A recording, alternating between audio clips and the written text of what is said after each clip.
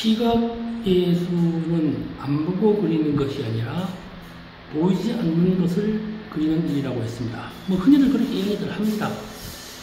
근데 지금 보면 주변에서 보면요 그런 얘기를 많이 하죠. 굳이 풍경화를 왜 그려 가서 보면 되지? 이런 얘기를 많이 하기도 하죠.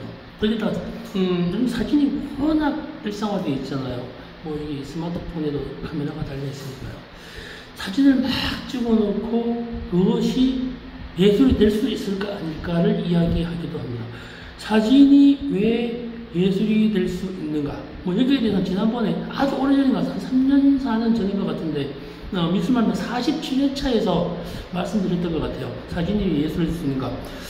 그때 말씀드렸던 것 중에 하나가 예술이 사진이 되기 위해서는 카메라 렌즈에 비춰진 것을 촬영하는 것이 아니라 무엇을 촬영하기 위해서 카메라 렌즈를 바라보는 것이 첫 번째 이유라고 말씀드린 바 있었습니다. 뭐 그림도 마찬가지입니다. 감상자가 작품을 보았을 때 이 예술가는 어떤 예술 세계를 구축하고 있는가를 궁금해 한다는 거죠. 뭐 없으면 우겨서라도 만들어야 합니다. 네, 안녕하세요.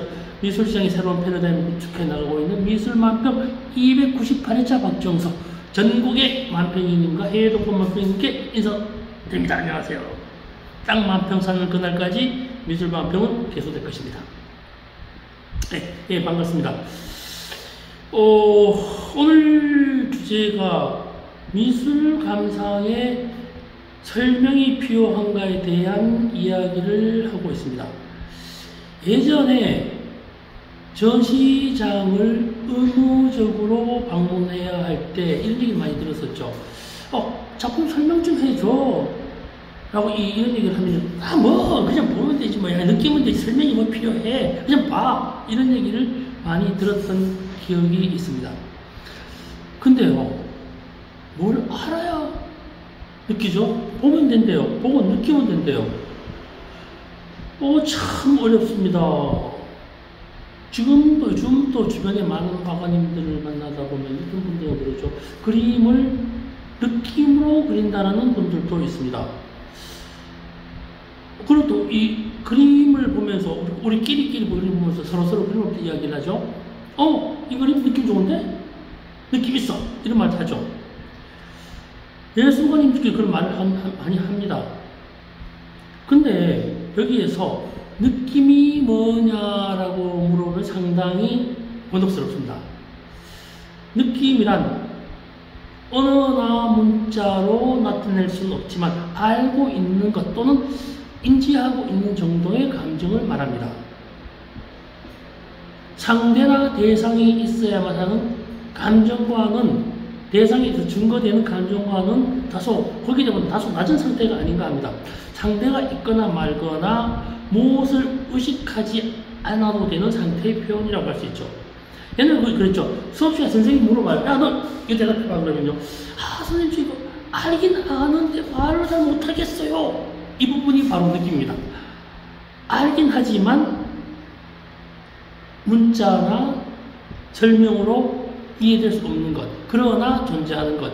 그러면서 뭐 특수한 부분이 아니죠. 느낌이라는 건 보편성을 또 가져야 합니다. 그것을 느낌이라고 합니다. 근데 이게 이 부분 때문에 예술이냐 아니냐에 대한 구분이 아주 모호해집니다. 예전에 그런 말이 있었죠. 달간자와 체념자의 겉모습은 같다. 뭐 이것도 비슷하다고 할까요? 뭐 이게 인도 여행 다녀오신 분들은 많이 보셨을 거예요. 인도에 가면요 수행자와 거지가 같이 살기 때문에 서로 구분을 할 수가 없답니다. 그렇죠. 그 모습이 같으니까요. 뭐 이런저런 부분들보다도 이게 이러다가 보니 그림도 그래요. 아무 생각 없이 그려진 그림과 철학적 세계관 안에서 그 세계관을 어떻게 궁금해하면서 어떻게 시각예술로 보여줘야 할지 이렇게 고민하는 화가의 그림은 서로 구분하기 어려울 수도 있습니다. 이거 분명합니다. 이러니 문제입니다. 여기서 이러니 어떻게 설명해야 되느냐? 그림을 볼 때 설명을 해야 하느냐? 설명을 하지 않아도 되느냐의 문제가 봉착한 것이죠. 그냥 예를 들어서입니다. 어느 화가 대충 아무 생각 없이 휘졌는데 이 사회의 반향을 일으킬 수도 있으니 말입니다. 어젯밤에 제가 저기 넷플릭스 영화를 잠깐 본 게 있었는데요. 이 킬 룸이라고 하는 영화가 있더라고요. 우리 미술계 이야기입니다. 제가 한번 보셔도 좋을 것 같은데 내용은 짧게 말씀드릴게요. 스포하지 않습니다. 그냥 살인 청부업자가 돈 세탁을 하기 위해서 그림을 그립니다. 근데 그것이 사회적 반향을 일으킵니다. 글쎄요, 좀 영화가 잘 만들어졌다고나 할까요? 자기 세계가 그림에 투영되고 드러날 수 있는 뭐 그런 상태인 것 같은데요.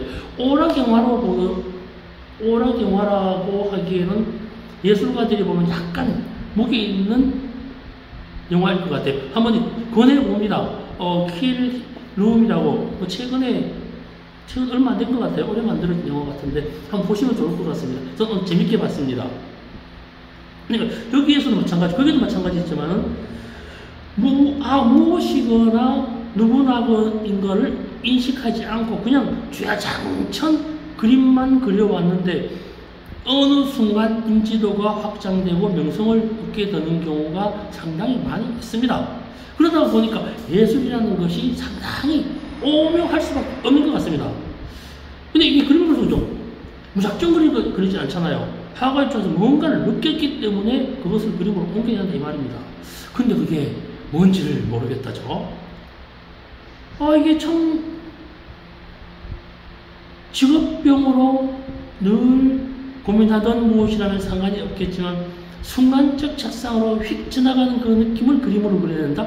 감상자 입장은 그걸 도대체 어떻게 볼 수가 없다는 거죠. 감상할 방법이 없습니다.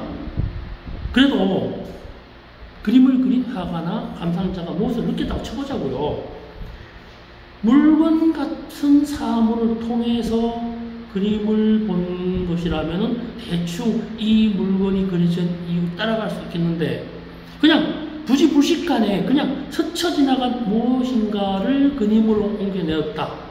도저히 예술가의 세계관에 그것을 쫓아갈 방법을 찾을 수 없습니다. 그래서 여기서 비구상이라는 말이 있는가 합니다. 여기 잠깐요. 많이 헷갈리고 계시던데 비구상과 추상의 차이는요.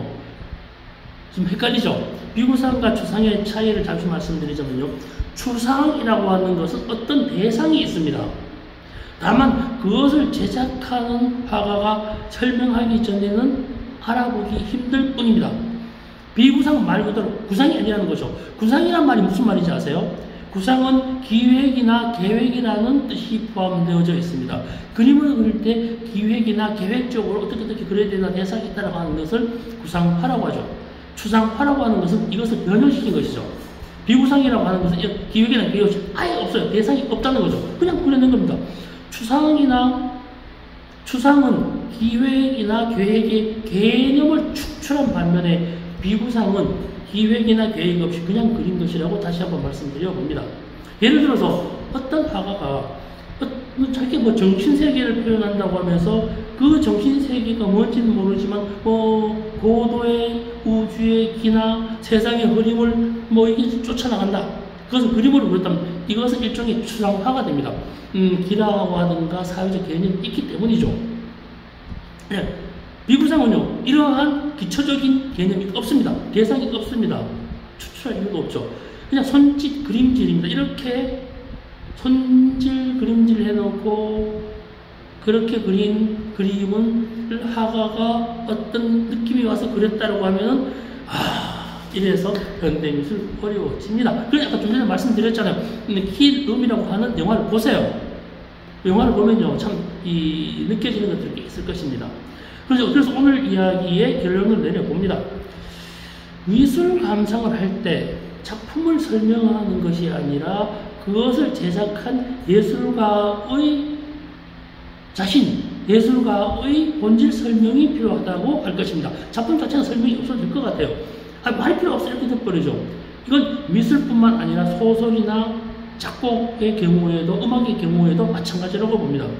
예술가에 대한 설명을 남들이 붙여주기 시작하면 남들이 그 예술가에 대해서 이야기한다면은 작품 세계는 훌륭해지고 작품 자체에 대한 설명은 필요 없어졌죠. 근데 우리 그렇지 않고 이 그림이 또 뭐 미술관 가면 유명한을 보면 그러죠. 이 그림은 이 화가가 몇 살 때 그린 그림인데 그때의 환경은 어떠했고 연애사는 어떠했고 뭐 주변 사회 환경이 어떠했었다. 그래서 이런 그림이 나올 수밖에 없었다. 이렇게 설명을 하잖아요. 그림 그 자체만으로는 설명이 잘 필요가 없습니다.